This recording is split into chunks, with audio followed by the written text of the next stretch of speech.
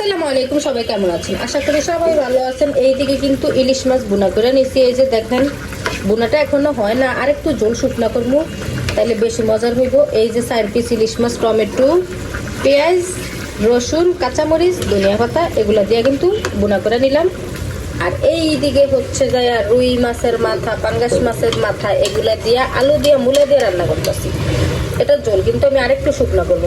মূলার তরকারি একটু শুকনো শুকনোই ভালো লাগে আমার কাছে, সেজন্য আরেকটু শুকনো করবো এটার ঝোল।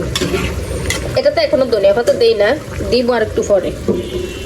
আর এই দিকে কিন্তু ইলিশ মাছটার কিন্তু খুব সুন্দর গ্রান বেরিয়েছে। এই দিকে কিন্তু আমার ইলিশ মাছ বোনাটা হয়ে গেছে। এটা আরেকটা কড়াইতে আমি নিয়ে নিছি ডাইলা। আর এই যে ভাতটা একটু ছাকা দিয়ে নিলাম। আর এই দিকে কিন্তু মূলার তরকারি, এটা অবশ্য এখনো হয় না, ধনিয়া পাতাটা দিয়ে দিছি। এটা হইতে আরো 3-4 মিনিট সময় লাগবে। তো ছোট্ট একটা ভিডিও করলাম। সবাই ভালো থাকবেন, সুস্থ থাকবেন, আল্লাহ হাফেজ।